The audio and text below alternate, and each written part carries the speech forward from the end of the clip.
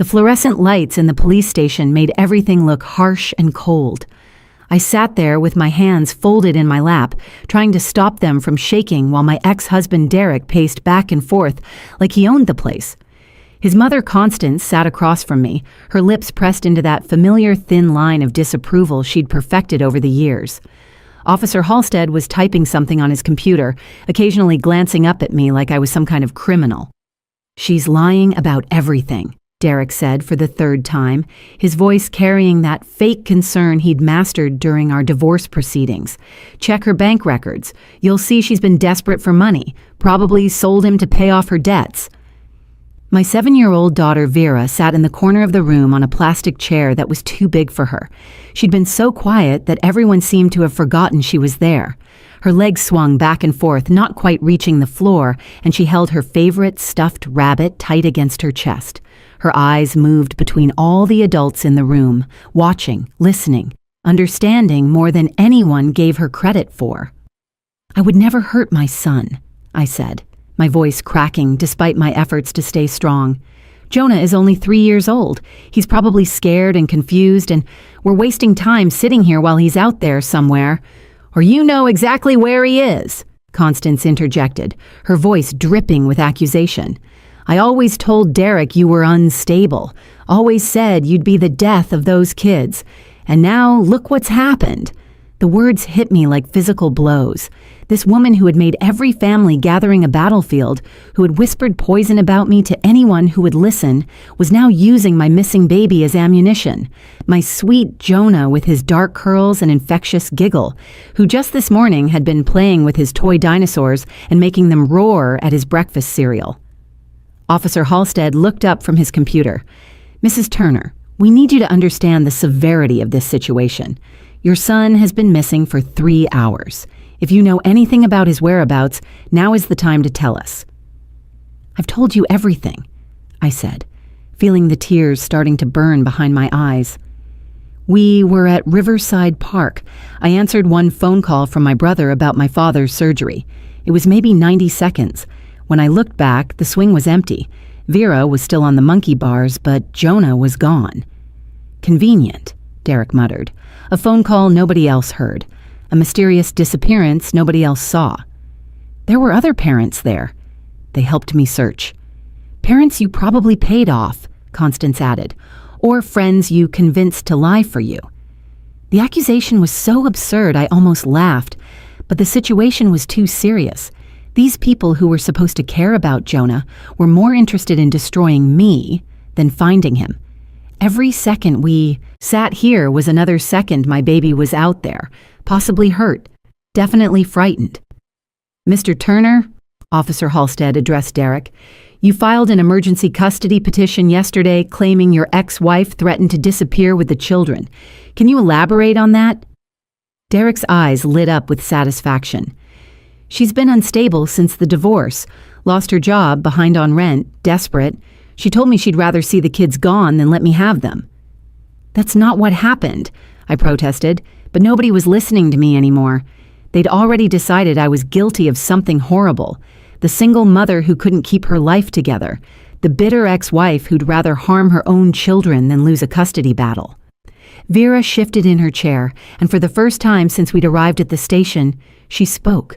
Her voice was small but clear, cutting through the adult chaos like a bell. "That's not true." Everyone turned to look at her. Derek's face changed, that flash of annoyance he always got when the kids didn't follow his script.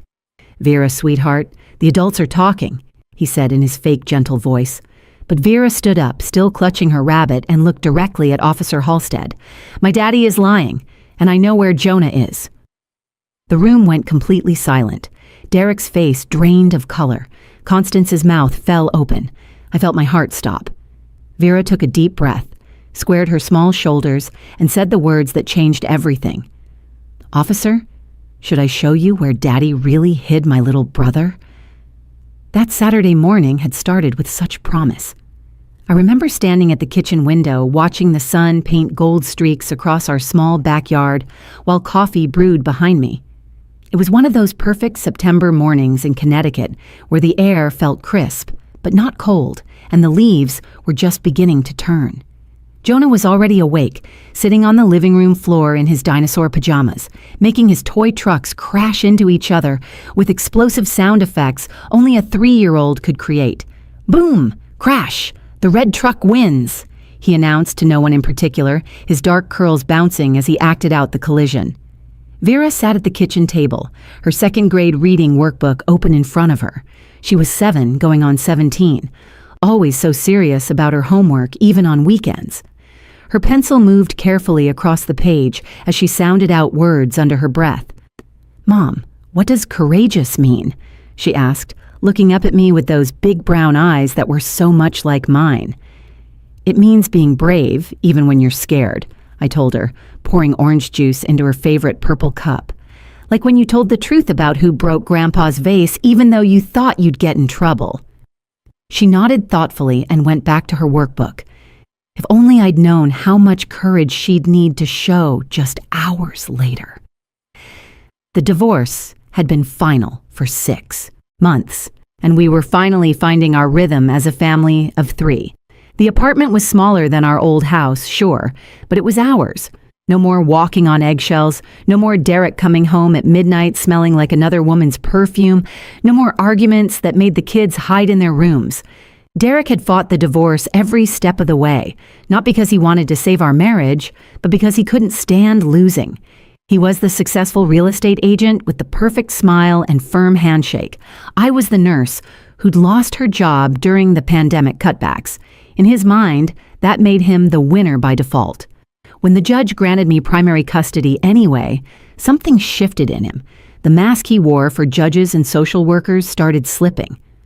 "Mommy, are we seeing Daddy this weekend?" Jonah asked, wandering into the kitchen with his favorite truck. "Not this weekend, baby. Next weekend is Daddy's turn." That was the schedule. Every other weekend, alternating holidays. Derek had been pushing for more, claiming I was alienating the children from him. His mother, Constance, had been helping him build a case, showing up at school pickups with her little notebook, documenting every minute I was late, every time Vera's hair wasn't perfectly braided, every time Jonah had a runny nose. "She's building a case," my lawyer had warned me. "Document everything on your side, too." So I did. The folder in my bedroom was growing thick with receipts, school reports, medical records, photos of the kids thriving despite the upheaval. Derek had missed 3 child support payments, but somehow could afford a new BMW. He'd returned the kids 2 hours late last Sunday because he'd taken them to his girlfriend Amber's pool party without telling me. Vera had come home sunburned and upset because Daddy's friend kept trying to be our new mommy. "Can we make pancakes?" Jonah asked, climbing onto his chair at the table. "With chocolate chips?" "With chocolate chips," I agreed, reaching for the mixing bowl. As I stirred the batter, Vera put down her pencil. "Mom, why does Grandma Constance hate us?" "She doesn't hate you, sweetheart. She hates you, though. She told Mrs. Patterson at the grocery store that you're an unfit mother." I heard her. I set down the whisk and knelt beside my daughter's chair. Sometimes adults have complicated feelings. What matters is that I love you and Jonah more than all the stars in the sky. "More than all the pancakes in the world?" Jonah chimed in. "Even more than that," I laughed, ruffling his hair. We ate breakfast together, Jonah getting syrup on everything within a 3-foot radius, Vera carefully cutting her pancakes into perfect squares. They were good kids, happy kids, despite everything. The court-appointed evaluator had even noted how well adjusted they seemed, how secure their attachment to me was. "Can we go to the park today?"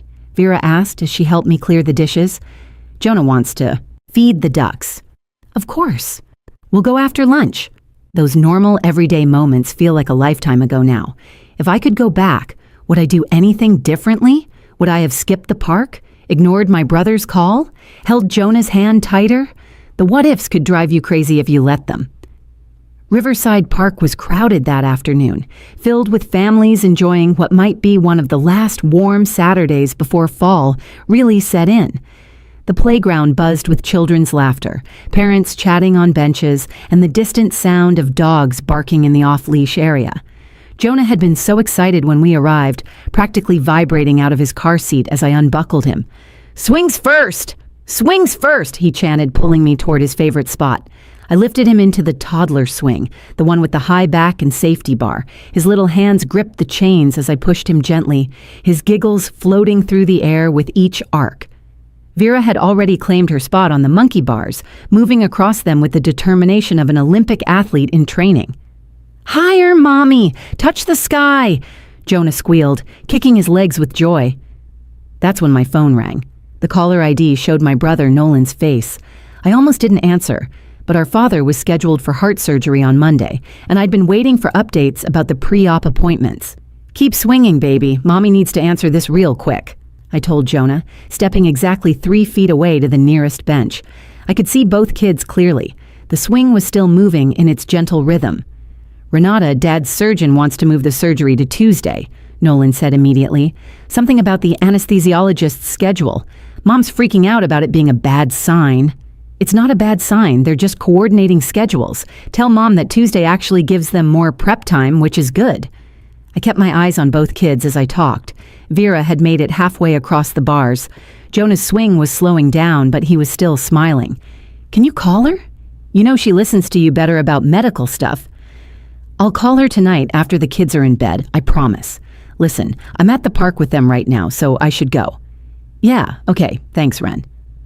I hung up and turned back to the swings. The empty swing moved slightly in the breeze, but Jonah wasn't in it. My heart stopped for a single moment before a logical thought kicked in. He must have climbed out to go to the slides. "Jonah?" I called, scanning the immediate area. "Jonah, where are you, baby?" Vera dropped from the monkey bars and ran over. "He was just here, Mom. He was right there." We checked the slides first, then the sandbox, then the little playhouse structure. Other parents started noticing my increasing panic. A woman with twin boys helped me check the bathrooms. A father with a daughter Vera's age looked around the parking lot. "What's he wearing?" someone asked. "Green. Dinosaur shirt, blue shorts, light-up sneakers," I managed to say, my voice getting higher with each word. Within 10 minutes, every parent in that park was searching. Someone called 911. I called Derek, my hands shaking so badly I could barely hit the right numbers. "Jonah's missing," I said the moment he answered. "We're at Riverside Park. I can't find him anywhere." "What do you mean you can't find him? How do you lose a 3-year-old? His voice was sharp, accusatory from the start. "Just get here, please." The police arrived in 12 minutes. It felt like 12 hours. Officer Halstead, a tall man with kind eyes that turned suspicious the moment Derek arrived and started talking. Derek had brought Constance with him, because of course he had. She emerged from his BMW like a vulture sensing carrion, her sharp face already set in an expression of grim satisfaction. "I knew something like this would happen," she announced to anyone within earshot. "I've been documenting her negligence for months. The children are never properly supervised." "I was 3 feet away," I protested, but Derek was already pulling Officer Halstead aside. "She's been unstable since the divorce," Derek said, loud enough for everyone to hear. "Lost her job, can't pay her bills. I filed for emergency custody yesterday because I was concerned about exactly this kind of thing happening." "You filed for custody yesterday?" I spun around to face him. "You never told me that. Why would I tell you, so you could run off with them?" He turned back to Officer Halstead. "Check her phone records. Check her bank statements. She's been desperate for money. Probably sold him for drug money." "Drug money? Derek, you know I don't even drink anymore, let alone do drugs." Constance stepped forward, placing a hand on her son's shoulder in a show of support. "Officer, I've watched her deteriorate for months. She's vindictive, desperate, and now my grandson is missing. I always said she'd be the death of those kids. Looks like I was right." The interrogation room at the police station smelled like stale coffee and industrial disinfectant. They'd called it a voluntary interview room, but nothing about being there felt voluntary. Officer Halstead sat across from me with a yellow legal pad, writing down everything I said while occasionally glancing at Derek, who had positioned himself in the corner, like some kind of supervisory presence. Constance sat beside him, her notebook out, pen poised like a weapon. "Walk me through the phone call again," Officer Halstead said, his tone neutral but his eyes skeptical. "My brother Nolan called about my father's heart surgery. The call lasted maybe 90 seconds. I was standing by the bench, watching both children the entire time." "But you weren't watching them," Derek interrupted. "If you were watching, Jonah wouldn't be missing." "Mr. Turner, please let her answer," Officer Halstead said, though he made another note on his pad. Through the glass window of the interview room, I could see Vera in what they called the children's room, sitting at a small table with a social worker named Mrs. Chen. They'd given her crayons and paper, trying to keep her occupied while the adults sorted through this nightmare. She was drawing something with intense concentration, her tongue poking out slightly the way it always did when she focused.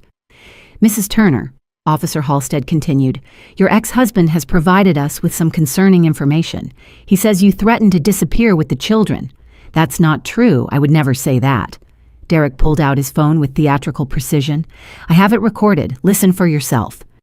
He pressed play, and my voice filled the room, distorted and choppy. "I can't let you take the children. Never see them again." My blood ran cold. I recognized those words, but not in that order. "That's edited. Those are pieces from different conversations. I said I couldn't let him take the children to Florida because I'd never see them again. He's planning to move there with his girlfriend." "She's lying," Constance said sharply. "She's always been manipulative. Ask anyone in the neighborhood. Ask the teachers at school. She's unhinged." "The teachers love me," I protested. "Mrs. Morrison just told me last week that Vera is thriving despite the divorce." "Because you probably bribed her," Constance shot back. Officer Halstead held up his hand for silence, then slid a document across the table. "This is the emergency custody petition Mr. Turner filed yesterday. It lists several incidents of alleged neglect, leaving the children unsupervised, being late for pickups, failure to provide adequate meals." "Failure to provide adequate meals?" I couldn't believe what I was reading. "Because I gave them McDonald's once after Jonah's doctor's appointment ran late." "Fast food is not proper nutrition," Constance interjected. "I raised Derek on home-cooked meals every single night. Your son missed 3 child support payments while buying a new BMW. The words burst out before I could stop them. Officer Halstead made another note. "Mrs. Turner, have you been experiencing financial difficulties?" "I'm a single mother. Money is tight, but my children have everything they need. Their teachers, their pediatrician, everyone will tell you they're well cared for."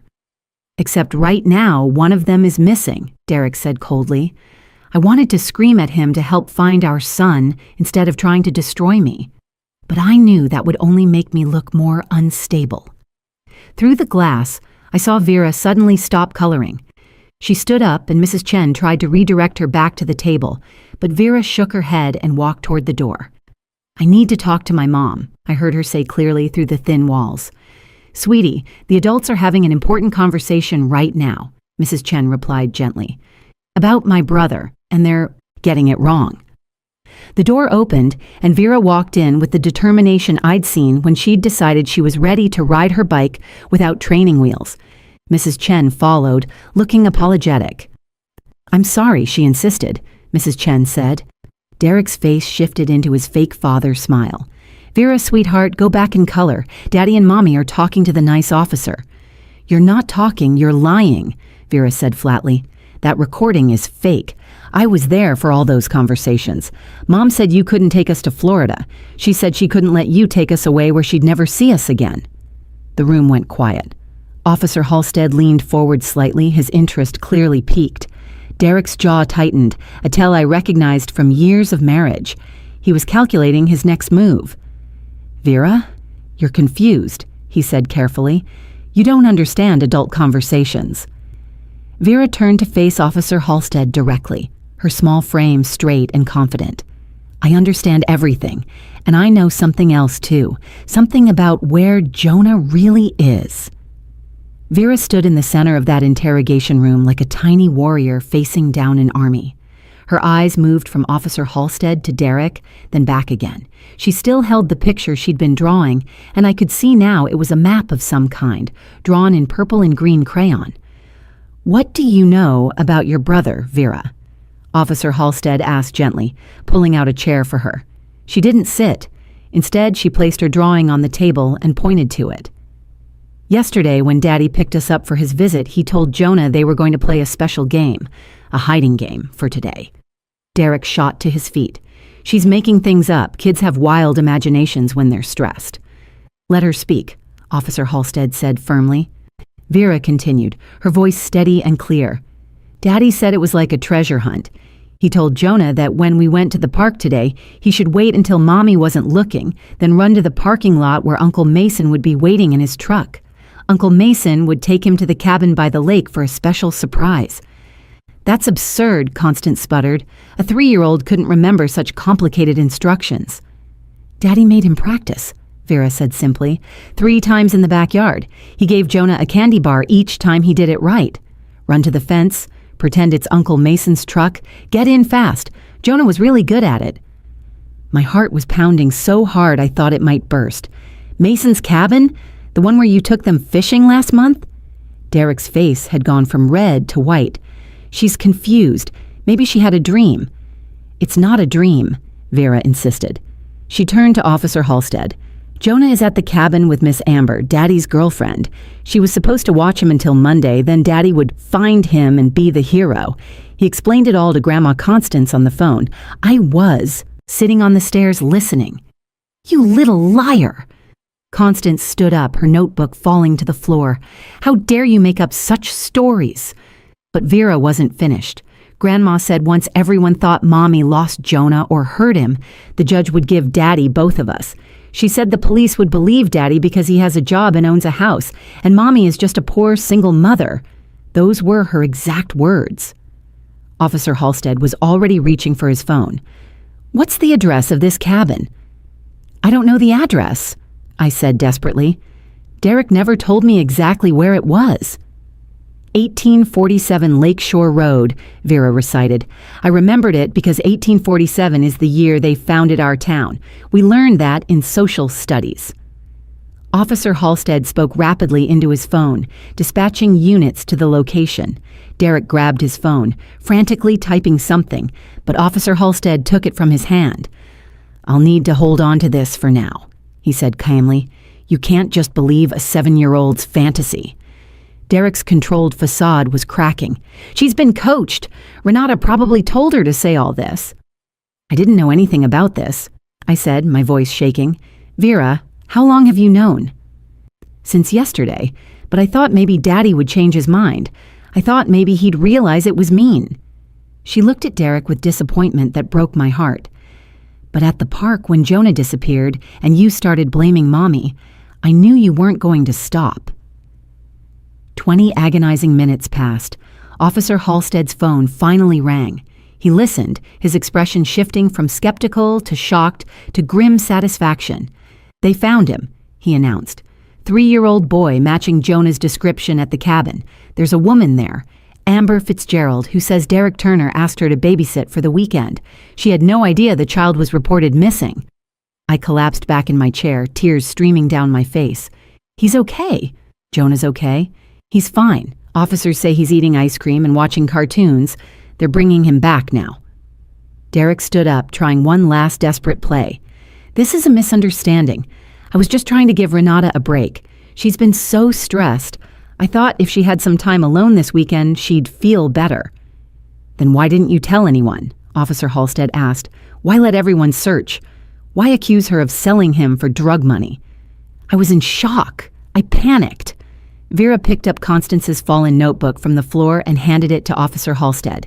Page 47. She wrote down the whole plan yesterday. She even wrote about what to tell the police to make them think Mommy was a bad person. Constance lunged for the notebook, but Officer Halstead was faster. He flipped through it, his eyebrows rising with each page.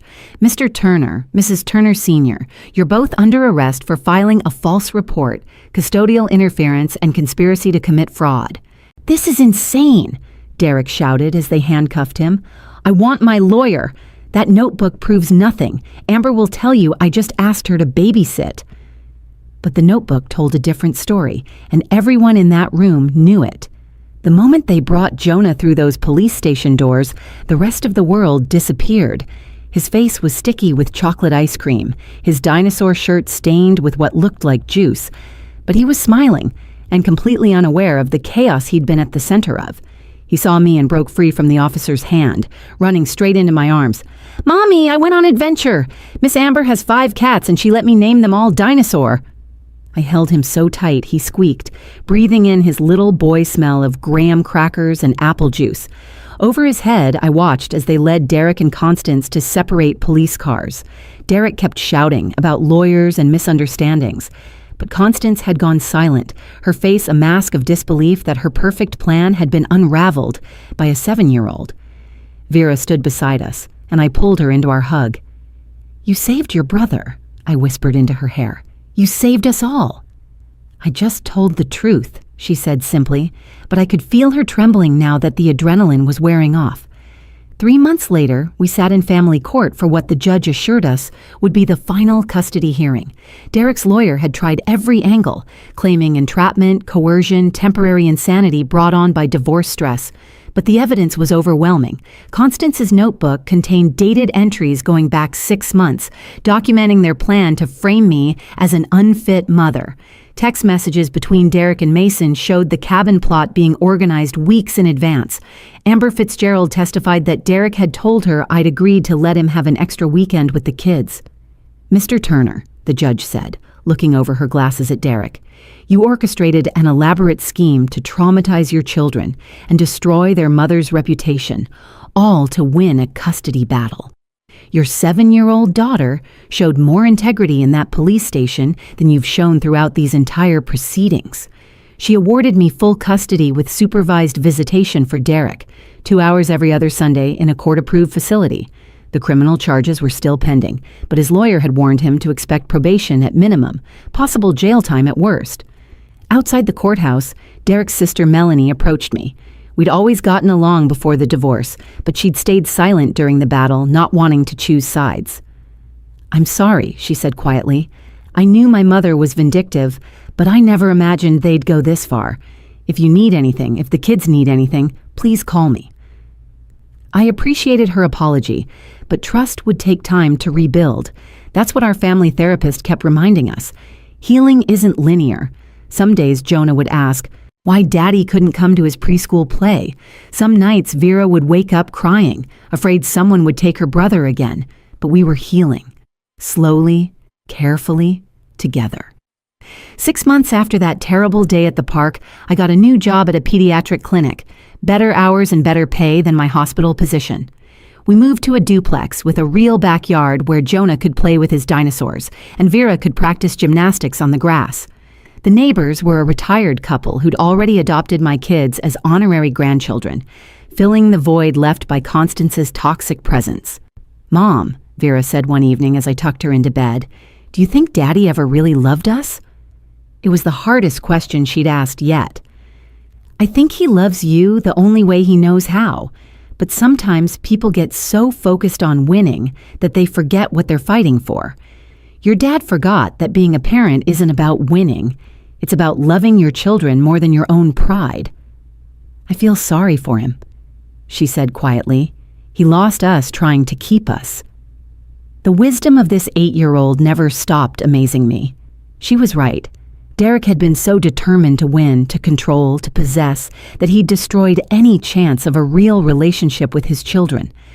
Jonah barely remembered him now, and Vera had told the supervised visitation coordinator she didn't want to see him until she was older. Last week, we went back to Riverside Park for the first time. I pushed Jonah on the same swing, watching Vera master a new trick on the monkey bars. My phone rang, and for a moment, my chest tightened. But then Vera called out from the bars, "Mom, it's okay. We're right here. We're not going anywhere." She was right. We were exactly where we belonged, together and safe. Derek had tried to use my children as weapons against me, but he'd only taught them the difference between real love and manipulation. Vera had found her voice that day in the police station, and she'd never be silent again. And that's the unexpected gift hidden in the worst day of our lives. My daughter learned that truth is more powerful than lies, that courage matters more than intimidation, and that sometimes the smallest voice in the room can bring down the loudest. If you found this story compelling, please share it with others who might need to hear it. Leave a comment about your own experiences with finding courage in difficult situations. And don't forget to subscribe to the channel for more powerful, true stories of resilience and triumph.